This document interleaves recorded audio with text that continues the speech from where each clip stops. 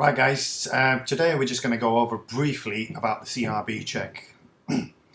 First and foremost, the CRB check, the application for that can be done via the post with tmgcrb.co.uk, or it can be done directly online with the same website address, tmgcrb.co.uk. Couple of things, we recommend do it online. Everything's going paperless now, so why not just log in? All you have to do, there is another video which will break it down exactly how to do the CRB check online, but basically for the purpose of this video we're just going to give you a brief overview of the CRB and what's going to be looked out in the check that's been carried out, and the spent convictions, etc, etc. So basically we would recommend you to do the CRB check online. It's a simple case of noting down the org PIN number, the secret word, registering first when you go to the tmgcrb.co.uk website.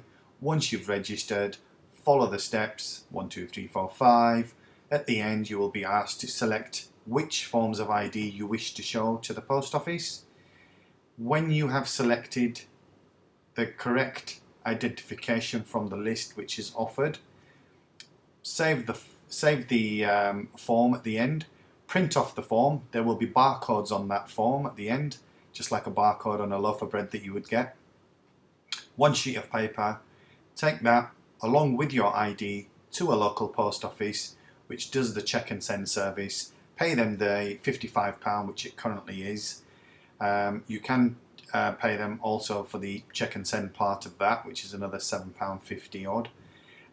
So you'd pay the £55 and the check and send service, show your ID to them, give them the form which you've printed out. They will then send that form off to the TMG CRB website. Then within about 2 to 3 days, maybe up to about 4 days, you will receive an email. Now that email will contain what we call the E-reference number. That will definitely come via email, so keep a lookout in your inbox, and even in the junk mail sometimes it lands in there in your spam, so just keep a lookout over the next few days for that.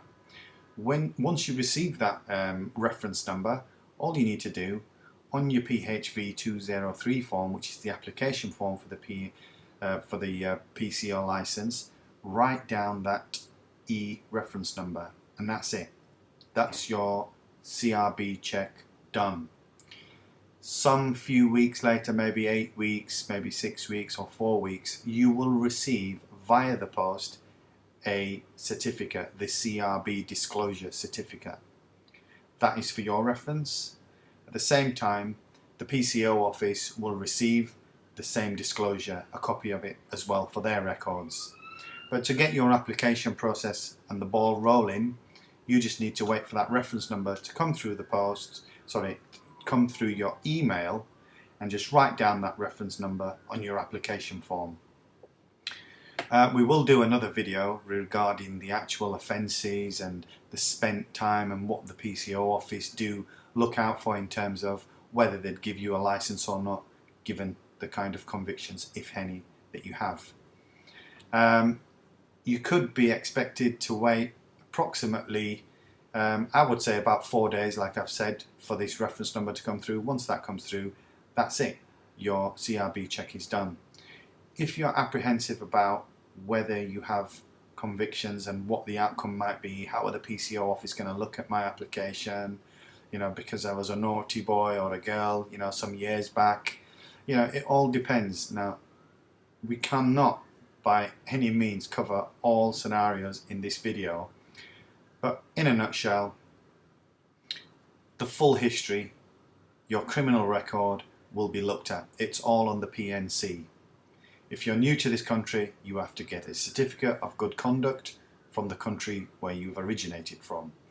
But in terms of residents of this country, if you've resided here for the last 5 to 10 years, everything, even from birth, everything will be recorded on the police national computer. So don't try and hide anything, disclose everything that you can remember. That will be picked up on the CRB check. If you have multiple, say, convictions for theft, burglary, this, that, the other, they would obviously lead to certain circumstances where the managers at the PCO licensing office would have to make a submission, decide on whether you could be licensed or not. So it's really difficult to say, yes, you're going to get a license, no, you're not going to get a license. There are certain scenarios where you would completely be ruled out. But like I said, in this video, we won't be going through those topics.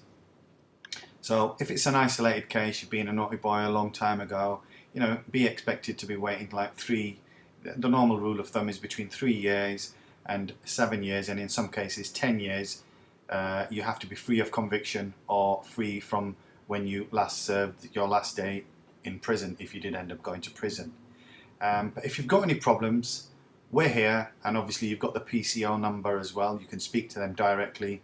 We have some experience, but we are not the PCO licensing team. We are licensing advisors. We work to the PCO. We are independent.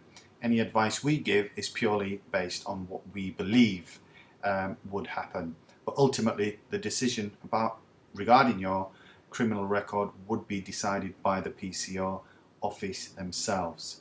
We can only give you an opinion. Thank you.